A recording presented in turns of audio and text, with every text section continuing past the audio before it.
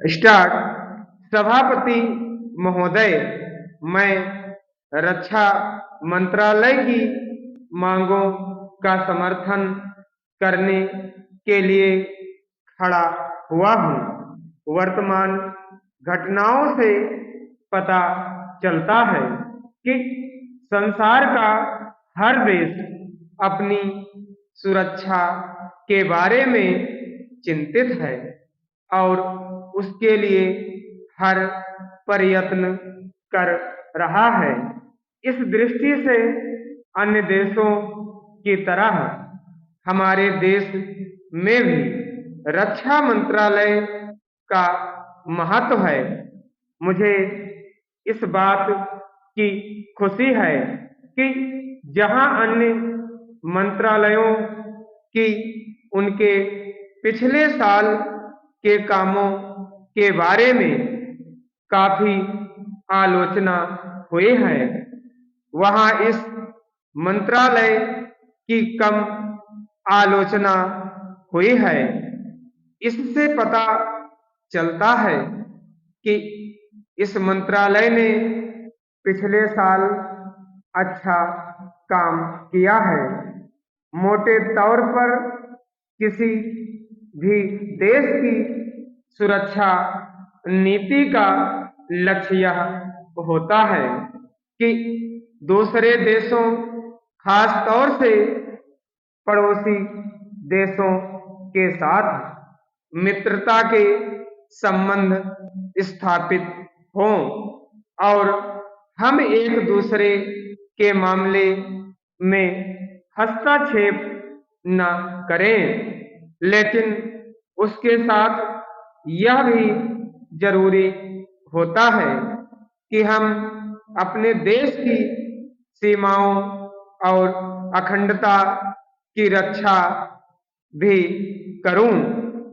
इसीलिए हमारे देश का कर्तव्य हो जाता है कि हम अपने पड़ोसियों के कार्यों पर पूरी नजर रखें, क्योंकि आज तक हमारे देश पर जो संकट आए वे हमारे पड़ोसियों से आए हैं। 1965 में पाकिस्तान के साथ जो लड़ाई हुई और उसके बाद ताशकंद में जो समझौता हुआ वह सिर्फ कागज पर ही रहा। पाकिस्तान ने उस पर कोई अमल नहीं किया।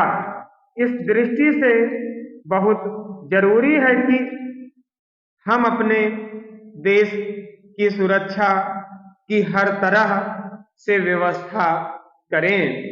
हमारा उद्देश्य दूसरों पर आक्रमण करना नहीं है, लेकिन यदि हम पर कोई आक्रमण करे तो हम में इतनी शक्ति अवश्य होनी चाहिए कि हम उसका डटकर सामना कर सकें।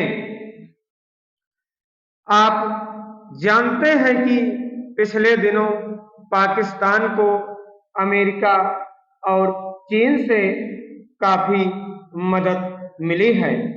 रक्षा मंत्रालय की रिपोर्ट में भी कहा गया है कि पिछले साल अमेरिका ने पाकिस्तान को 1500 करोड़ रुपयों की फौजी सहायता दी है। जहां हम फौजी सामान के लिए अपने कारखानों की मदद से अपनी शक्ति बढ़ाने का प्रयत्न कर रहे हैं, वहां पाकिस्तान संसार के देशों में फौजी सामान खरीद रहा है। अपनी नीति के कारण वह सब देशों से लाभ उठा रहा है। मेरा सुझाव है कि हमको भी अपनी शक्ति बढ़ाने के लिए संसार के अन्य देशों से सहायता ली जानी चाहिए। आज तिब्बत की सीमा पर चीन की 1.5 लाख फौज खड़ी है।